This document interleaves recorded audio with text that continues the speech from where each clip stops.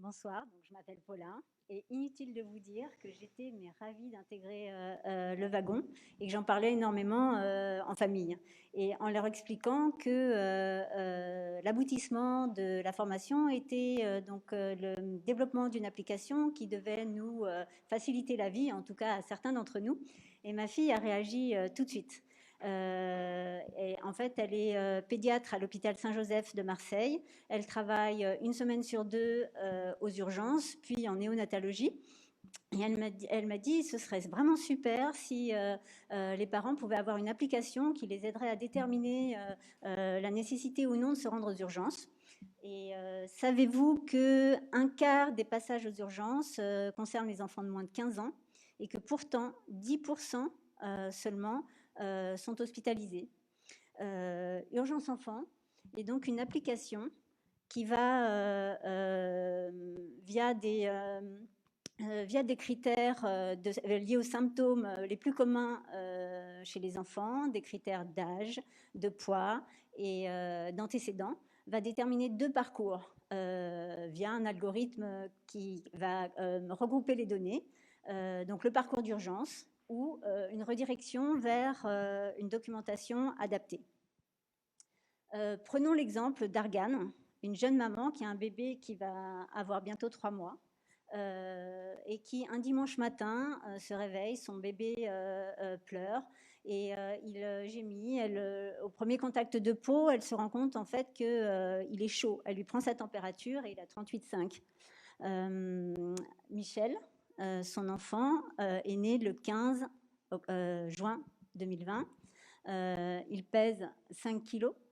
Il est né en parfaite santé, donc il n'a pas d'antécédents.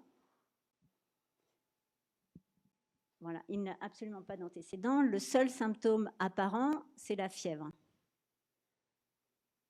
Argane est redirigée directement vers les services d'urgence. Elle est en vacances à Menton et elle recherche l'hôpital pédiatrique le plus proche. Mais au vu de la distance, elle préfère appeler directement les services d'urgence.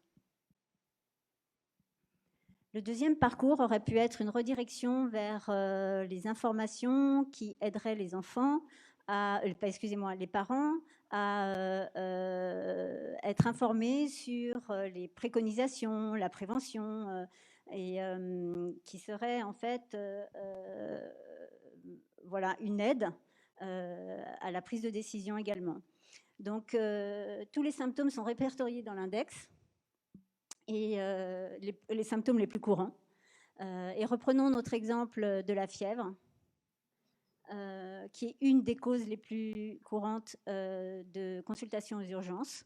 Les parents vont pouvoir, en fonction en fait de leur choix, là ici pour l'exemple, c'est la conduite à tenir. Ils auront une information qui va les permettre aux parents de prendre soin de leur enfant en attendant leur rendez-vous chez le médecin traitant. Mais la deuxième possibilité, une des d'autres possibilités, par exemple, serait en fait de les alerter sur les signaux les plus alarmants.